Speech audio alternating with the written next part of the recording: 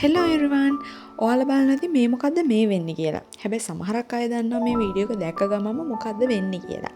දන්න නොදන්න ඔක්කොටම කියන්නම්කෝ. මේ තමයි ඔයාලා ගොඩ දෙනෙක් දන්න කිරි අම්මාවරුන්ගේ දානේ. එහෙම නැත්නම් අපි කියනවා කිරි දානේ කියලා.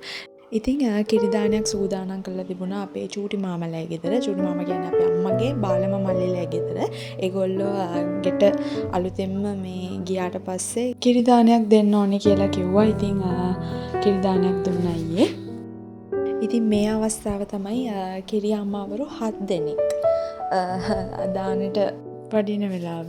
ඉතින් ඇත්තටම කිව්වොත් එහෙම කිරි අම්මාවරු 7 දෙනා උදේ ඒ කියන්නේ පාන්දර 4ට තමයි දානෙට වැඩියේ.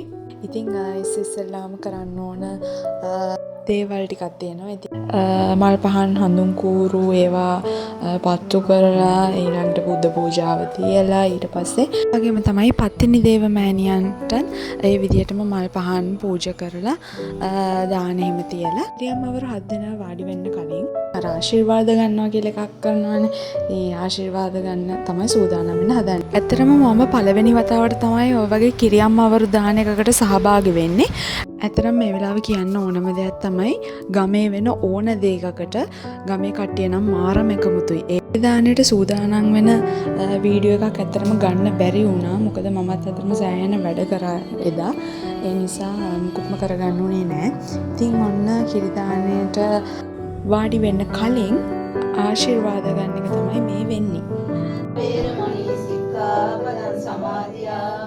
ඔන්න ඉතින් කිරි අම්මාවරු 7 දෙනා වාඩි වුණාට පස්සේ ඒගොල්ලන්ට දානේ පිළිගන්නන්න තමයි මේ ලෑස්ති වෙන්නේ. මේ පිළිගන්නන කැවිලි වර්ග එතකොට කිරිබත් එහෙම ගෙදරම තමයි හැදුවේ. එතකොට මේවා හදන්න එහෙම සෑහෙන උදව් වුණා ගමේ කට්ටිය එහෙම. අර සතුටක් දැනෙනවා හිතට මේ වගේ වැඩකට එතනම සහභාගී වෙච්ච එක ගැන. අනිත් හැමෝම ඇහැරලා හිටියට අපේ චූඩි බබා නම් දොයි ඉතින්. එදා ඉතින් කට්ටියම ඇහැරගෙන හිටියේ. මොකද ඉතින් පාන්දර 4 වෙනකොට හැමදේම ලෑස්ති කරලා ඔක්කොම කරලා ඉවර කරන්නත් ඕනේනේ. අපේ චූඩි බබා ගාවෙන්නේ චූඩි බබාගේ තාත්තා. ඒ කියන්නේ අපේ චූටි මාමා. ඊට පස්සේ දානෙට ආපු කිරියම්මාවරු 7 දෙනාටම පිරිකර පිළිගන්වන අවස්ථාව. මෙතන මාත් එක්ක පිරිකර පිළිගන්වන්න ඉන්නේ අපේ චූටි නන්ද. ඒ කියන්නේ අපේ චූටි මාමගේ වයිෆ්. පැයකමාරකට විතර පස්සේ ඔන්න කිරි උතරවන්න තමයි සූදානම් වුණේ හැම කට්ටියම.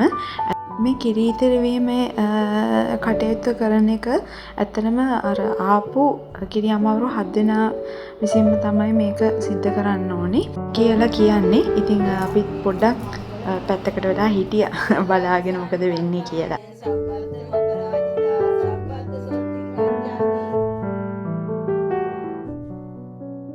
කිරි අම්මාවරු 7 දෙනා දානේ පිළිගත්තට පස්සේ ඔන්න දැන් යන්න තමයි සූදානම් වෙන්නේ. ඇත්තටම ඒ වෙලාවේ නම් මං හිතන්නේ 5:45ට විතර ඇති පාන්දර.